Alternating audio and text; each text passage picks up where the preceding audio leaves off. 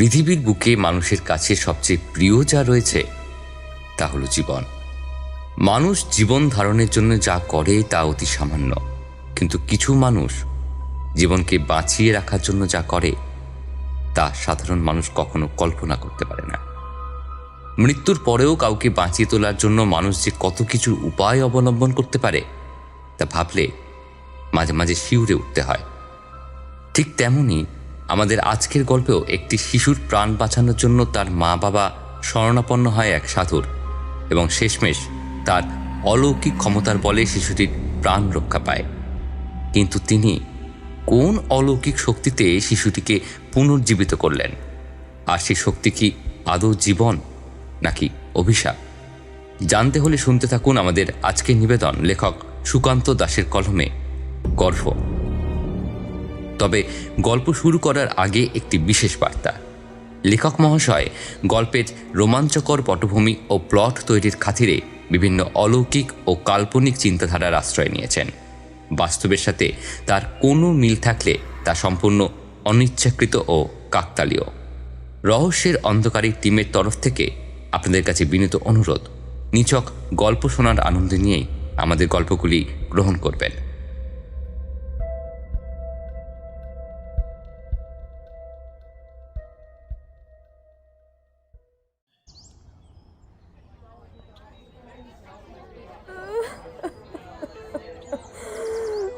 এক মহিলার কান্নার সুরে ভেসে যাচ্ছে চারপাশটা। আশেপাশে জমে থাকা লোকজনদের মুখেও কেমন যেন বিষাদের ছায়া। ছোট্ট একটা কুটিরের সামনে পড়ে রয়েছে এক শিশুর মৃতদেহ, আর তার উপরেই ঝুঁকে পড়ে প্রায় পাগলের মতো কেঁদে চলেছেন এক মহিলা। তার পাশেই বসে থাকা একজন পুরুষ, তার পরনে ধুতি, গায়ে একটা সাদা রঙের জামা। হোটেলের সামনে বসে সেই পুরুষ সামনের দিকে তাকিয়ে রয়েছে, তার চোখের কোণে জল। তবে পুরুষদের কাঁদতে নেই, তাই সন্তান হারানোর ব্যথা বুকে নিয়েও সে নিজেকে স্থিরভাবে ধরে রেখেছে।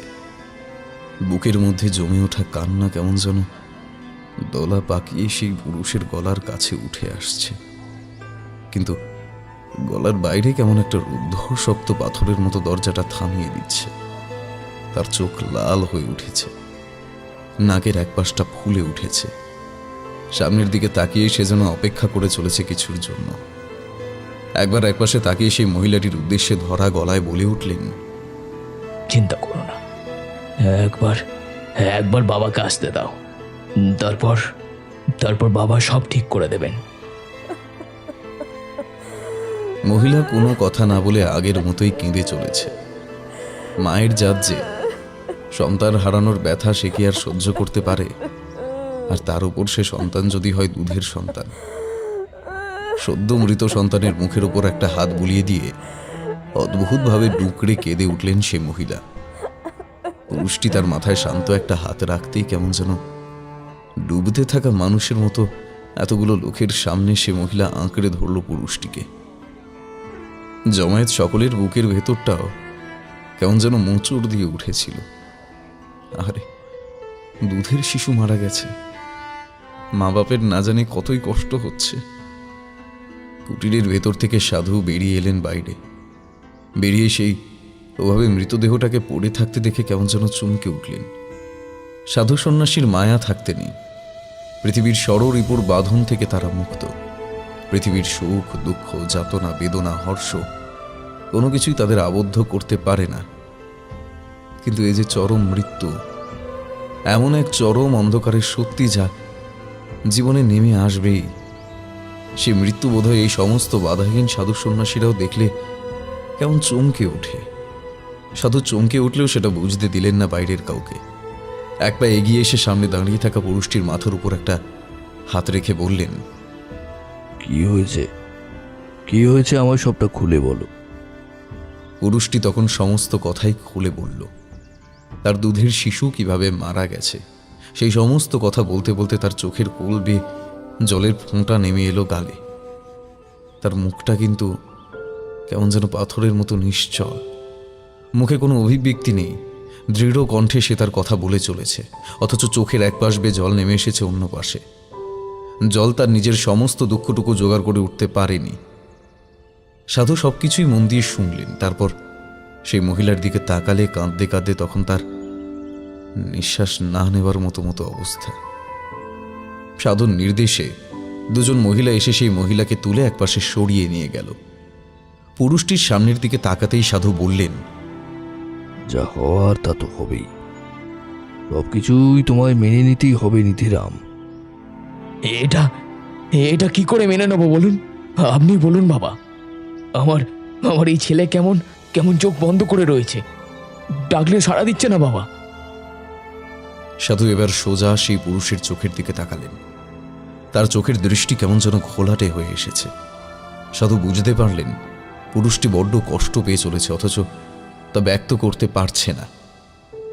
দুনিয়াতে বোধহয় সেই বেশি অসহায় যে চিৎকার করে নিজের কষ্ট দুঃখ কোনো কিচ্ছু জাহির করতে পারে না। বোবা পাথরের মানুষের মতন সমস্ত কিছু সহ্য করে যেতে হয়। সাধু নিধিরামকে অনেক বছর ধরে চেনে, আর এই নিধিরাম যে তাকে ভগবানের মতোই মনে করে সে কথা সাধু জানে। অথচ তার দুয়ারে আজ এমনভাবে যে নিধিরাম এসে পৌঁছবে সেটা সাধু কখনো স্বপ্নে ভাবতেও পারেনি। এদিকে সেই মহিলা কাঁদতে কাঁদতে কখন যেন শোকে অজ্ঞান হয়ে গিয়েছে। নিধিরাম তার দিকে তাকিয়ে একবার দেখেছে, কিন্তু তার বড় ভরসা সাধুর উপরে।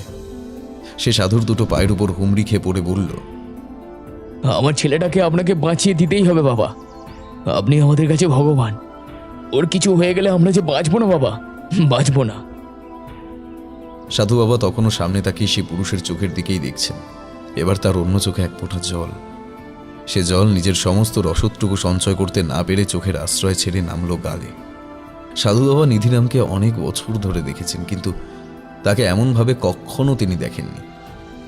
তিনি বুঝতে পারলেন এই মুহূর্তে নিধিরামের সাহায্য না করলে তার উপর থেকে নিধিরামের বিশ্বাস উঠে যাবে। পৃথিবীর যে সমস্ত মানুষ ঈশ্বরের অভূতপূর্ব শক্তিতে বিশ্বাস করেন না, তাদের দলে নিধিরামের নাম জমা হবে। সাধু এবার তার মুখে স্মিত হাসি নিয়ে নিধিরামের মাথায় একটা হাত রাখলেন। তারপর তার দুটো কাঁধ ধরে উপরের দিকে তুলতে তুলতে বললেন, ওঠো ওঠো বাবা, তুমি তুমি ঈশ্বরের সর্বদাই ভরসা রেখেছ। তুমি ঈশ্বরের সান্নিধ্যে সর্বদাই নিজেকে নিয়ে এসেছো, তাই তোমায় তিনি নিরাশ করবেন না।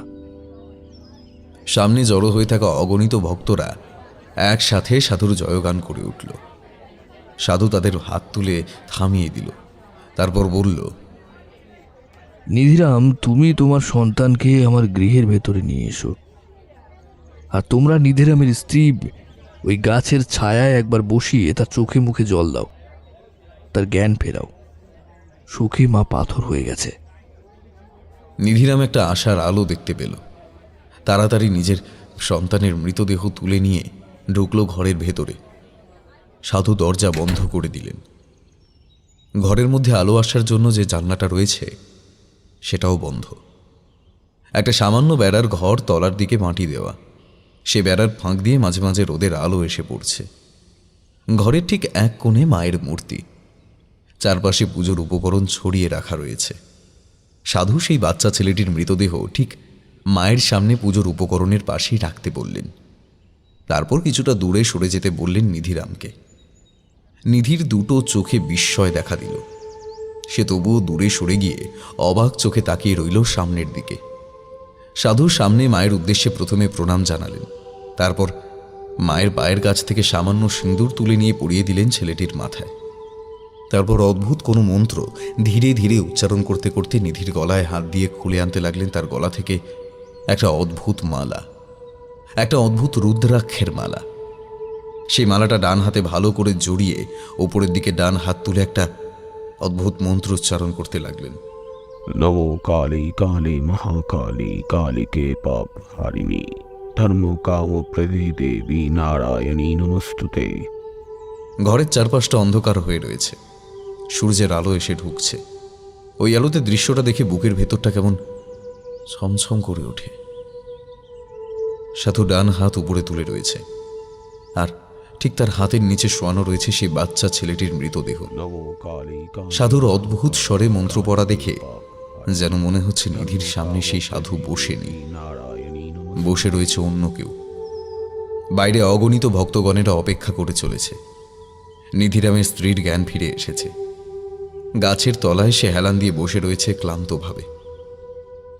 সময় ধীরে ধীরে কেটে যেতে লাগলো। একসময় সাধু মন্ত্রোচ্চারণ শেষ করে চোখ খুললেন। তারপর সেই রুদ্রাক্ষের মালাটা ছেলেটির ঠিক বুকের বাঁ পাশে একবার ছোঁয়ালেন। অদ্ভুত একটা মন্ত্র 3 বার উচ্চারণ করলেন। তারপর মালাটা সেই ছেলেটির গলায় 2 প্যাচে জড়িয়ে দিলেন। তারপর একটা ডান হাতের আঙুল রাখলেন ছেলেটির কপালের ঠিক মাঝখানে। তারপর কপাল থেকে যে আঙুলটা আস্তে আস্তে নামাতে লাগলেন, নাক হয়ে, ঠোঁট হয়ে, চিবুক হয়ে, গলা থেকে বুকের সেই বাবাসে যেখানে মালাটা তিনি রেখেছিলেন। তারপর অদ্ভুত স্বরে মাকে ডেকে উঠতে নিধিরামও অবাক হয়ে দেখল তার মারা যাওয়া ছেলেটা কেমন যেন কাঁদতে শুরু করেছে। আধো অন্ধকারের মধ্যে নিধিরাম সাধুর চোখের দিকে তাকিয়ে দেখতে পেল সাধু হাসছে। নিধিরাম নিজের ছেলেকে কোলে নিয়ে বাইরে বেরিয়ে আসতেই ভক্তদের মধ্যে হই হট্টগোল পড়ে গেল। এমন ঘটনা তো প্রতিদিন দেখা যায় না। মারা যাওয়া একটা ছেলেকে সে সাধু বাঁচিয়ে তুলেছে। নিধিরাম ও তার স্ত্রী তার ছেলেকে ফিরে পেয়ে নিজেদের সমস্ত জীবনী শক্তি যেন নতুন করে ফিরে পেয়েছে। সাধুকে প্রণাম করে ওরা চলে আসার সময় সাধু চাপা স্বরে নিধিরামের কানে কানে বলে দিলেন, শোনো বাবা, এই ছেলের প্রাণ ফিরে এসেছে ওই মালার জন্য। ওই রুদ্রাক্ষর মালা তার গলা থেকে কখনোই যেন খুলে পেল না। ও মালা ছিঁড়বে না। অন্য কেউ যদি ওই মালায় হাত দিয়ে টেনে ধরে তাহলে ও মালা কখনো ছিঁড়বে না। একমাত্র নিজের রক্তের কেউ ও মালায় হাত দিয়ে খোলার চেষ্টা করলেই তখনই ওই মালা খুলে আসবে।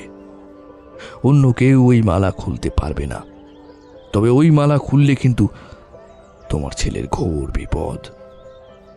তাই নিধিরাম ও তার স্ত্রী বড্ড সাবধানে থাকতো যাতে ওই মালা কোনোভাবেই যেন তার ছেলের গলা থেকে খোলা না হয়। মালাটা মাঝে মাঝে সেই ছেলেটি খেয়াল বসে টেনে ধরত, কিন্তু সেই মালা কখনো ছিঁড়ে যায়নি। দেখতে দেখতে সময়ের অদ্ভুত নিয়মে পেরিয়ে গেল কয়েকটা বছর। ছেলেটি আস্তে আস্তে বড় হলো, আর সেই সুযোগে প্রথমে মারা গেল তার মা, আর তারপর মারা গেল তার বাবা। ছেলেটি ততক্ষণে অনেক বড় হয়ে এসেছে। পলাশের বয়স এখন 21। অনেক ছোটবেলাতেই পলাশের মা বাবা মারা গিয়েছেন। পলাশ তার দাদুর কাছে শহরেই মানুষ হয়েছে। তার দাদুও এই কয়েকদিন আগেই মারা গেলেন।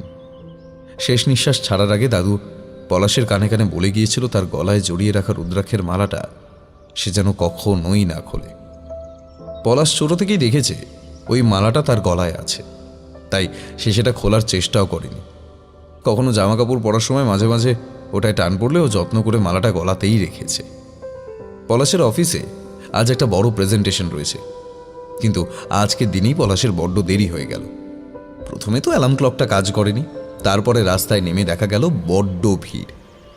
এদিক ওদিক থেকে কোনো রকমে যখন অফিসে এসে পৌঁছলো তখন প্রায় ঘন্টা খানেক লেট।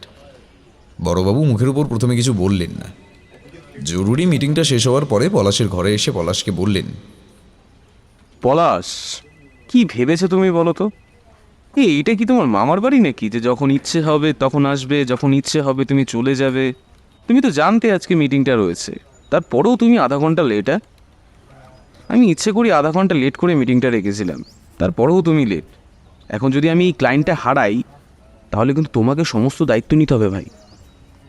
কি করব স্যার, আসলে রাস্তায় এত জ্যাম, তাই দেরি হয়ে গেল। Sorry sir. তোমার সরিতে তো আমার অফিস চলবে না। এরকম চলতে থাকলে কিন্তু আমি তোমাকে আর রাখতে পারবো না কাজে। তো এই কথাটা মাথায় রেখো, বলে রাখলাম। আর হ্যাঁ, একবার যদি তোমাকে কোনো বেতাল কিছু দেখি তবে কিন্তু তোমার সেদিনকারই শেষ দিন অফিসে। হ্যাঁ? কথাটা বলে পলাশের ঘর ছেড়ে বড়বাবু বেরিয়ে যেতেই পাশের দিক থেকে মেয়েলি গলায় একটা চাপা হাসি শুনতে পেল পলাশ। তাকিয়ে দেখল নন্দিনী হাসছে। তার হাসিটা দেখে প্রথমে পলাশের একটু রাগ হলেও তারপর কেমন যেন তার মনটা শান্ত হয়ে এলো। নন্দিনীর হাসিটা দেখলে বোঝা যায় তার মন যেন বরাবরই শান্ত হয়ে আছে। কিন্তু নন্দিনী যখন বলল, কি পলাশ, আজও বড়বাবুর কাছে কথা শুনতে হলো? কেন যে এত দেরি করে আসো পলাশ কথার উত্তর না দিয়ে সামান্য হাসল। তারপর উঠে গিয়ে বেসিনের কলের জলে ভালো করে চোখ মুখ ধুতে লাগলো। মুখ ধুতে ধুতে সামনে রাখা আয়নাটায় একবার নিজের মুখটা দেখল। ফর্সা গালের একপাশে একটা কালো তিল, মাথার লম্বা লম্বা চুলগুলো পেছনের দিকে পড়েছে, গলার রুদ্রাক্ষের মালাটা চট করে বাইরে থেকে দেখা যায় না, পরনের গেঞ্জিতে ঢাকা থাকে। বড়বাবুর উপর প্রচণ্ড রাগ হতে লাগলো। পলাশের একসময় রাগটা চরম পর্যায়ে গিয়ে পৌঁছল। পলাশ আয়নায় নিজের চোখের দিকে তাকিয়ে মনে মনে বলল, এই বড়বাবু সবসময় শুধু কথা শুনিয়ে যায়। আর কিচ্ছু বলল না পলাশ। সেদিনের মতো নিজের কাজ সেরে বাড়ি ফেরার সময় বড়বাবুর কাছে আর এক প্রস্ত বকা শুনে পলাশ বাড়ি ফিরল। পলাশ বাড়িতে একাই থাকে, নিজের হাতে রান্না করে খায়। অফিসের কাজে যা মাইনে পায় তাতে তার একা বেশ ভালোভাবেই চলে যায়। আজ আর রান্না করতে ইচ্ছে করছিল না। বাইরের দোকান থেকে কিছু খাবার কিনে এনে সেটাই খেয়ে দিয়ে ঘরের আলো নিভিয়ে শুয়ে পড়ল। কিন্তু শোয়ার পরেও বড়বাবুর কথাগুলো কানে বাজতে লাগলো। পলাশকে অপমান করেছে আজ বড়বাবুর সবার সামনে। পলাশ মনে মনে বলল, এই বড়বাবু যদি কোনোভাবে মারা যেত তাহলে বড্ড শান্তি পেতাম। রোজ রোজ এই লোকের কথা শুনতে আর ভালো লাগে না। মনের মধ্যে রাগটা আস্তে আস্তে কমতে লাগলো। পলাশ নন্দিনীর কথা ভাবতে ভাবতে কখন যেন ঘুমিয়ে পড়ল। তবে ততক্ষণে যে এমন একটা কাণ্ড ঘটে গেছে সেটা পলাশ বুঝতেও পারল না।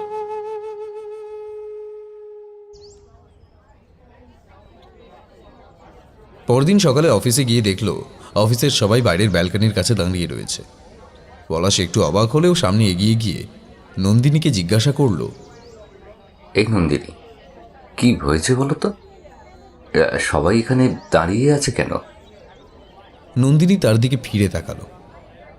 যে মেয়েটার মুখে সবসময় হাসি লেগে থাকে সেই মেয়েটার মুখটা এখন কেমন যেন শুকনো। সে কি, তুমি খবরটা পাওনি? কাল রাতে বড়বাবু হার্ট অ্যাটাক করে মারা গেছে। কথাটা শুনে পলাশ যেন চমকে উঠল। কাল রাতে রাগের মাথায় সে বড়বাবুর মৃত্যু চেয়েছিল বটে, কিন্তু ব্যাপারটা সত্যি হোক সেটা সে কখনো চায়নি। আসলে রাগের মাথায় মানুষ অনেক কিছুই বলে থাকে, রাগ কমে গেলে সেটা আর মনে থাকে না। যতই হোক, একজন মানুষের মৃত্যু কখনোই কাম্য হতে পারে না। সেদিনের মতো অফিসে আর কোনো কাজই হলো না। নতুন বড়বাবু যাকে ঘোষণা করা হলো তার সাথে পলাশের সম্পর্ক খুব ভালো। দেখতে দেখতে মাসখানেকের মধ্যে পলাশের পদোন্নতি ঘটল। তার পদোন্নতিতে সবাই খুব খুশি হয়েছিল, এমনকি নন্দিনীও খুশি হয়েছিল। পলাশ ভাবল এভাবেই নন্দিনীর কাছে আস্তে আস্তে যাওয়া যাবে। আসলে নন্দিনীকে সে বড্ড ভালোবেসে ফেলেছে, কিন্তু কিছুতেই তার মনের কথা নন্দিনীকে বলে উঠতে পারছে না। কেমন যেন একটা ভয় তার মধ্যে সব সময় কাজ করে। যদি যদি এ কথা শোনার পর নন্দিনী তার সাথে কথা বলাই বন্ধ করে দেয়।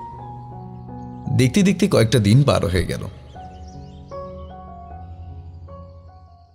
একদিন রাত্রে নিজের বিছানায় শুয়ে শুয়ে পলাশ ভাবতে লাগলো বড়বাবুর মৃত্যুর কথাটা। সেদিন রাতে এসে বড়বাবুর মৃত্যুর কথা ভেবেছিল, ঠিক সেই সময় বড়বাবু তার বাড়িতে হার্ট অ্যাটাক করে মারা গেছে। এই গোটা ঘটনার পেছনে কি সত্যি কোনো রহস্য আছে? আসলে কি পলাশ চেয়েছিল বলেই মারা গেছে? পলাশ মনে মনে বলল, তাহলে কি আমি যা চাই তাই সত্যি হয়ে যায়? পলাশের আর ঘুম আসতে চাইল না। সে উঠে বারান্দার কাছে গিয়ে একটা সিগারেট ধরালো। তারপর সিগারেট খেতে খেতে বারান্দায় পায়চারি করতে লাগলো। ঠিক তখনই সামনের পাঁচিলের উপরে একটা বিড়ালকে ঘুরে ফিরে বেড়াতে দেখল। বিড়ালটা মাঝে মাঝে মিউ মিউ করে শব্দ করতে লাগলো। বেশ কিছুক্ষণ পলাশ সামনে পাঁচিলের দিকে তাকিয়ে বিড়ালটাকে লক্ষ্য করতে লাগলো। হঠাৎ করে তার মনে একটা অদ্ভুত চিন্তা এলো, যদি পলাশ মনে মনে এই বিড়ালটার মৃত্যু চায় তাহলে কি বিড়ালটা মারা যাবে? রাতের অন্ধকারে চারপাশটা ঢেকে রয়েছে। বাড়ির সামনে ল্যাম্পপোস্টের আলোতে পাঁচিলের উপরে বিড়ালটাকে স্পষ্টভাবে দেখা যাচ্ছে। এখন অনেক রাত, একটা ঠান্ডা হাওয়া বাড়ির উপর দিয়ে ঘুরে বেড়াচ্ছে বারবার। এমন ঠান্ডা রাতে পলাশের কপালে বিন্দু বিন্দু ঘাম দেখা দিল। পলাশ বুঝতে পারল তার গোটা শরীর কেমন যেন ঠক ঠক করে কাঁপছে। একটা প্রবল উত্তেজনা তার মনের ভেতরে এসে জমা হয়েছে। পলাশ কোনো রকমে মনে মনে ভাবল, আমি চাই এই বিড়ালটা এক্ষুনি পাঁচিলের উপর থেকে নিচে পড়ে মারা যাক। কথাটা বলেই পাথরের মূর্তির মতন পলাশ সাক্ষী রইল বিড়ালটার দিকে। আর তখনই একটা অদ্ভুত ব্যাপার ঘটে গেল। বিড়ালের গোটা শরীরটা কেমন যেন থরথর করে কেঁপে উঠল। সাদা বিড়ালটাকে ল্যাম্পপোস্টের আলোতে ভালোভাবেই দেখতে পেয়েছিল পলাশ। অদ্ভুতভাবে চমকে উঠে পড়ে গেল পাঁচিলের অন্য পাশে। একটা মিয়াও শব্দও শুনতে পেয়েছিল। পলাশ কিন্তু বুঝতে পারে সেটা কোনো সাধারণ ডাক হতে পারে না। মৃত্যু যন্ত্রণায় ওভাবে ডেকে উঠেছে বিড়ালটা। পলাশ আর সামনের দিকে এগিয়ে গিয়ে বিড়ালটাকে দেখবে তার সেই ক্ষমতা আর রইল না। তাই মনের মধ্যে রাজ্যের ভয় যেন এসে বাসা বেঁধেছে। পলাশ বুঝতে পারছিল তার দুটো পা যেন তার নিজের কথা শুনছে না। তার নিজের অজান্তেই পা দুটো আস্তে আস্তে বারান্দা পেরিয়ে উঠোনে নামল।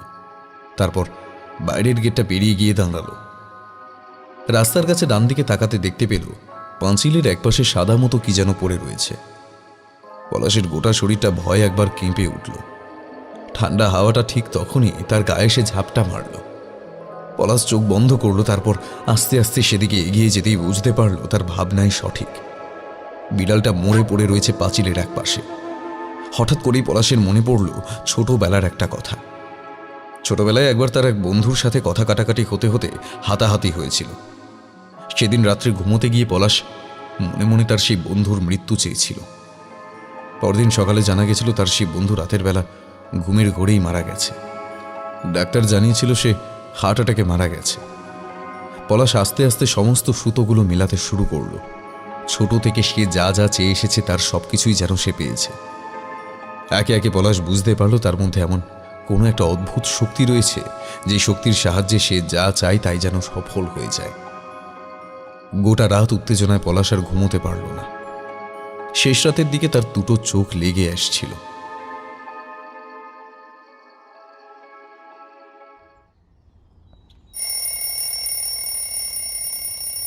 অ্যালার্মের শব্দে তাড়াতাড়ি উঠে কোনো রকমে তৈরি হয়ে অফিসে চলে গেল পলাশ।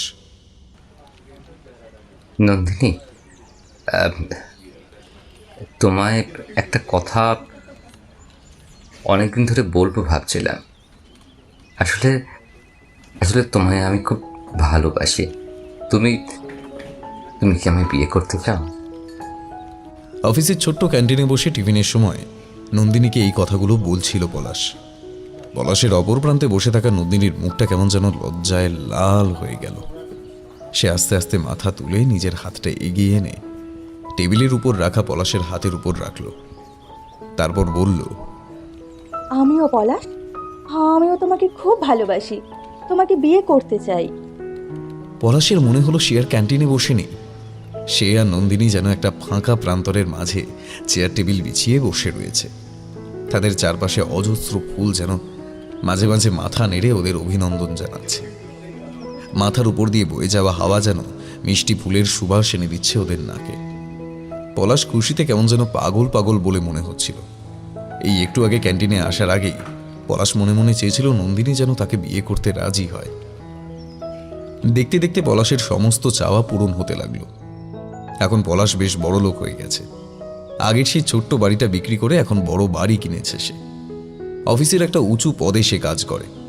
তাদের জীবনে একটা ছোট্ট রাজপুত্রের মতন সন্তান এসেছে। সে সন্তানকে পলাশ নন্দিনী দুজনেই খুব ভালোবাসে। নন্দিনী তার চাকরি ছাড়েনি, সে ওই অফিসেই কাজ করে। তবে পলাশের মতো অত উঁচু পদে নয়, নিচু পদে। যত সময় বাড়তে লাগলো পলাশের সাথে নন্দিনীর দূরত্ব যেন বাড়তে লাগলো। পলাশ বুঝতে পারল না এমনটা কেন হচ্ছে। নন্দিনীকে সে ভালোবাসে, নন্দিনীও তাকে ভালোবাসে। তাছাড়া তাদের বিয়েও হয়ে গেছে। তারপরে এমনটা হচ্ছে কি করে? খোঁজ নিতে গিয়ে পলাশ জানতে পারে একটা কথা। তাদের অফিসে কাজ করা একটি ছেলের সাথে নন্দিনীর বন্ধুত্ব গড়ে উঠেছে। অফিসে থাকার সময় তারা কথাবার্তা বলে। বাড়িতে এসে মোবাইলে মাঝে মাঝেই পলাশকে লুকিয়ে নন্দিনী তার সাথে কথা বলে। একদিন এটা নিয়ে ওদের দুজনের মধ্যে ঝামেলাও হয়। নন্দিনী বলে, তুমি ভুল ভাবছো পলাশ, বিকাশ শুধু আমার খুব ভালো বন্ধু, আর কিচ্ছু নয়। সেটাই যেন হয় নন্দিনী, সেটাই যেন হয়, না হলে কিন্তু ভালো হবে না। পলাশের প্রচ্ছন্ন হুমকিতে নন্দিনী কেমন যেন আড়ষ্ট হয়ে যায়। সে আর কিছুই বলতে পারে না।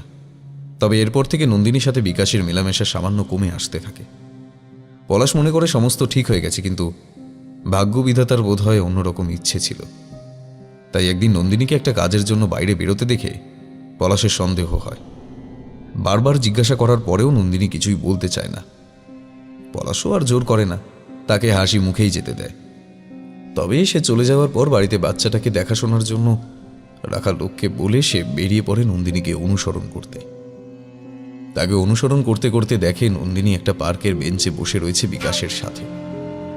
নন্দিনীর মাথাটা বিকাশের কাঁধের উপর রাখা, দুজনে দুজনের হাত ধরে রয়েছে। ব্যাপারটা দেখে পলাশ আর নিজেকে সামলাতে পারে না, কিন্তু সেই মুহূর্তে আর কিছুই বলে না সে। দেখতে দেখতে 2 দিন পার হয়ে যায়। নন্দিনী ভাবে পলাশ কিছুই বুঝতে পারেনি, তাই সেও আগের মতো বিকাশের সাথে কথা বলতে শুরু করে। কিন্তু সেদিন রাতে হঠাৎ করেই মারা যায় বিকাশ। ডাক্তার জানায় হার্ট অ্যাটাকে মারা গেছে বিকাশ। হঠাৎ করেই প্রবল উত্তেজনায় তার হার্ট অ্যাটাক হয়েছে। এই ঘটনায় পলাশ যেমন খুশি হয়, নন্দিনী কেমন যেন ভেঙে পড়ে। গোটা ব্যাপারটায় পলাশকে বুঝতে না দিলেও পলাশ সমস্ত বুঝতে পারে। নন্দিনী আর আগের মতো হাসে না, কথা বলে না, খায় না, এমনকি নিজের বাচ্চাটাকেও আগের মতো আর দেখাশোনা করে না। পলাশ বুঝতে পারে বিকাশের মৃত্যুতে নন্দিনী এমন হয়ে গেছে, কিন্তু কিন্তু মুখে কিছু বলতে চায় না। ব্যাপারটা ক্রমে ক্রমে বাড়তে থাকে।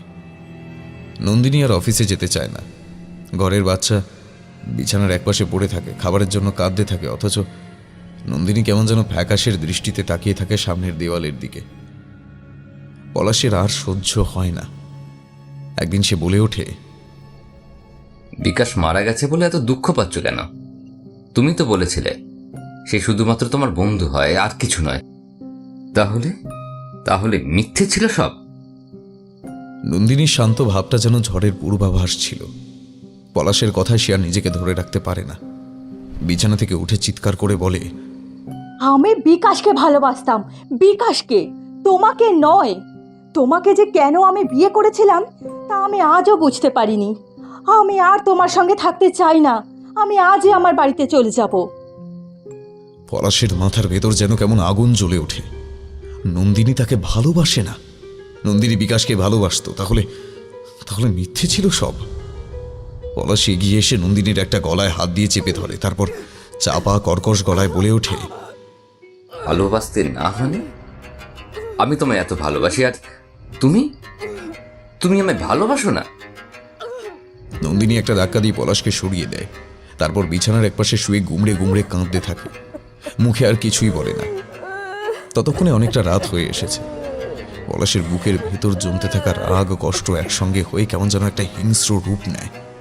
পলাশ নন্দিনীর দিকে তাকিয়ে দাঁতে দাঁত চেপে আস্তে আস্তে বলে, তুই যখন আমায়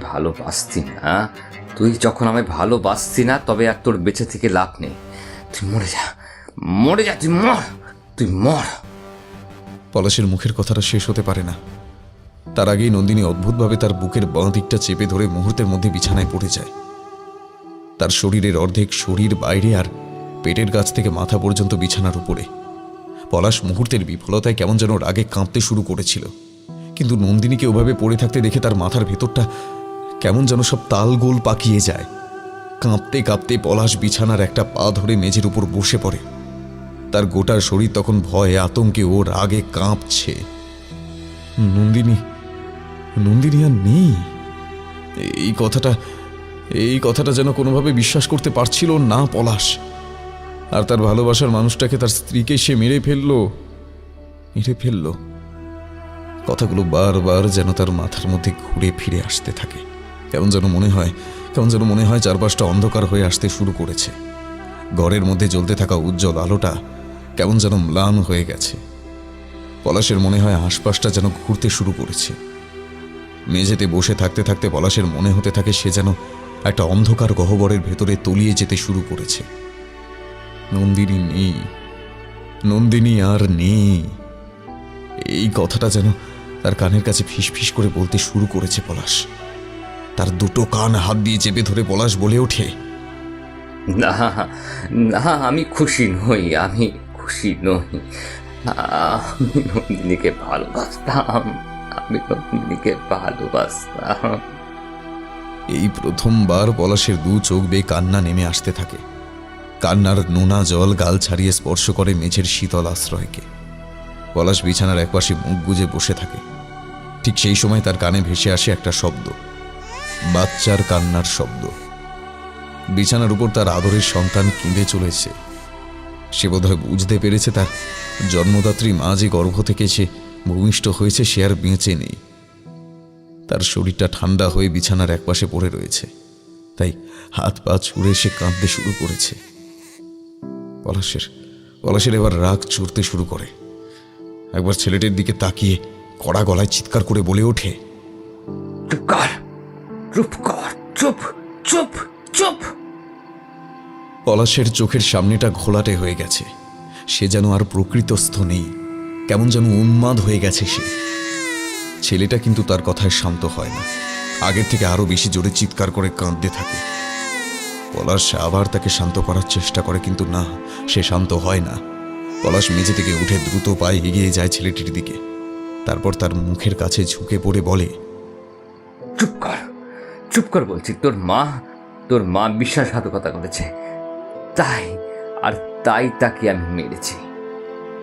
কিন্তু ওই দুধের শিশু বিশ্বাসঘাতকতা, ভালোবাসা তার কিছুই বোঝে না। সে শুধু বোঝে মায়ের স্পর্শ।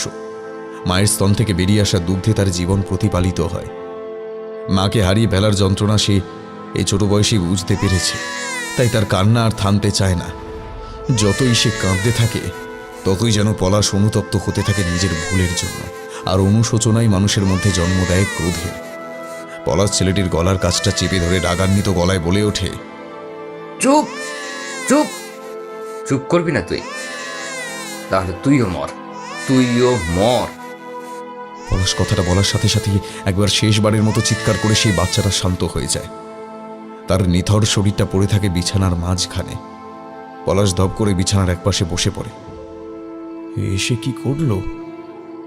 একটু আগে সে নিজের ভালোবাসা ও নিজের স্ত্রী নন্দিনীকে খুন করলো, আর এবার সে নিজের সন্তানকে খুন করলো। পলাশ বোবার মতো তাকিয়ে থাকে দুটো মৃতদেহের দিকে। এই দুটো মৃতদেহের মৃত্যুর জন্য সে দায়ী, অথচ কেউ সে কথা কখনো জানতে পারবে না। কেউ জানতে পারবে না পলাশের মধ্যে এমন এক অমোঘ শক্তি রয়েছে, যে শক্তির দ্বারা সে যা চাইবে তাই হবে। পলাশ মনে মনে এবার বলে ওঠে, আমার ভুল হয়েছে, আমার অন্যায় হয়েছে। তোমরা বেঁচে ওঠো। আমি আর কাউকে মারবো না, কাউকে না। কিন্তু হায়, এই অমুক যে শক্তি পলাশের মধ্যে রয়েছে সেই শক্তি অন্ধকারের শক্তি। সেই শক্তি ভালো নয়, সেই শক্তি দিয়ে কারো জীবন নেওয়া যায়, কিন্তু জীবন ফিরিয়ে দেওয়া যায় না। পলাশ পাগলের মতো চিৎকার করে তার সন্তান ও স্ত্রী জীবন ফিরে পাওয়ার প্রার্থনা করতে থাকে, কিন্তু হায়, তা তো আর সম্ভব নয়। পলাশের কথাগুলো বন্ধ ঘরের মধ্যে হাহাকারের মতো ঘুরে ফিরে আসতে থাকে। ব্যর্থ কান্নার নোনা জলে যেন ঢেকে যেতে শুরু করে। ঠিক সেই সময় তার একটা কথা মনে পড়ে যায়। পলাশ চোখের জল মুছে উঠে বসে। তার মুখটা এখন কেমন শক্ত হয়ে এসেছে। পলাশের মা মারা যাওয়ার সময় তাকে বারবার বলেছিল গলা থেকে ওই রুদ্রাক্ষের মালাটা না খুলতে। তার দাদুও তাকে এই কথাই বলেছিল, এমনকি বাবাও বলেছিল। তাহলে কি ওই রুদ্রাক্ষের মালার মধ্যে রয়েছে সমস্ত শক্তি? পলাশ শুনেছে ছোটবেলায় তার একবার ভীষণ শরীর খারাপ হয়েছিল। তখন এক সাধু এই রুদ্রাক্ষের মালা তার গলায় পরিয়ে দিতেই সে সুস্থ হয়ে গিয়েছিল। পলাশ নিজের রুদ্রাক্ষের মালাটা একটা হাত রাখে। তার মনে হয় কেমন যেন একটা বিদ্যুৎ প্রবাহ ছড়িয়ে গেল। পলাশ নিজের সিদ্ধান্ত নিয়ে ফেলেছে। পলাশ নিজের মালাটা দু হাতে তার গলা থেকে খুলে ফেলে। তারপর সেই মালাটা নিয়ে ভাবতে থাকে কার গলায় পরাবে, নন্দিনীর গলায় নাকি তাদের ওই ছোট্ট সন্তানের গলায়। কিন্তু নন্দিনী তো তার সাথে বিশ্বাসঘাতকতা করেছে, তাকে প্রাণ ফিরিয়ে দেওয়া উচিত হবে না। কিন্তু এই বাচ্চাটা যে এখনো দুনিয়ার কোনো কিছুই দেখেনি। পলাশ আস্তে আস্তে মালাটা সেই মৃত শিশুর গলায় জড়িয়ে দিয়ে একবার সিলিংয়ের দিকে তাকিয়ে দুটো হাত তুলে বলে, অনেক অন্যায় করেছি আমি, জেনে কিংবা না জেনে। অনেক অনেক অনেক অনেক মানুষকে খুন করেছি আমি।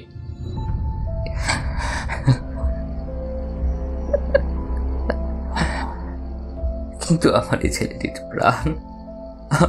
ছেলেটির প্রাণ তুমি ফিরিয়ে দাও। তুমি যেই হও না কেন, ওকে ফিরিয়ে দাও, ওকে ফিরিয়ে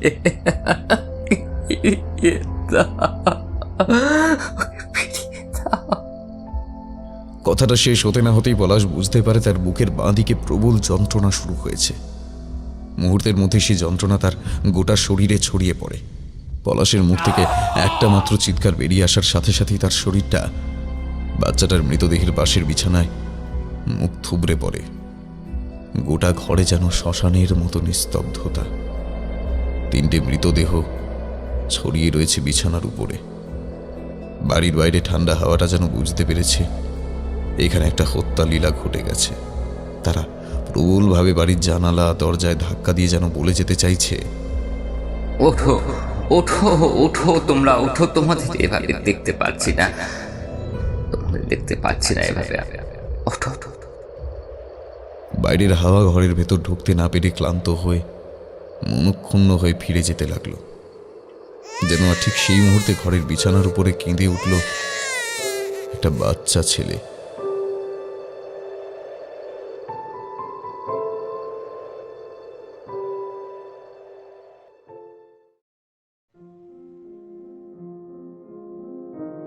আপনারা এতক্ষণ শুনছিলেন লেখক সুকান্ত দাশের কলমে গর্ভ। আজ গল্প পাঠে ছিল ব্রতদেব। অন্যান্য চরিত্রে অভ্র, পূজা, ঈশান, অরূপ ও পার্থপ্রতিম। গল্পের সূত্রধর আমি পার্থপ্রতিম। শব্দ সংযোজন ও আবহে দেবদত্ত ও মেঘা। প্রচ্ছদ অলঙ্করণে কৃষ্ণেন্দু। গল্পটির সমগ্র পরিচালনা ও পরিকল্পনায় পার্থপ্রতিম দাস। গল্পটি কেমন লাগলো তা জানাতে ভুলবেন না আমাদের আপনার মূল্যবান কমেন্টের মাধ্যমে। আর যদি খুব ভালো লেগে থাকে তাহলে অবশ্যই আমাদের চ্যানেলটি সাবস্ক্রাইব করে আমাদের পাশে থাকবেন। তবে আজ আসি, আবার অন্য কোনো দিন এক নতুন গল্প নিয়ে হাজির হব আপনাদের কাছে। ততদিন ভালো থাকুন, সুস্থ থাকুন আর শুনতে থাকুন রহস্যের অন্ধকারে। ধন্যবাদ, শুভরাত্রি।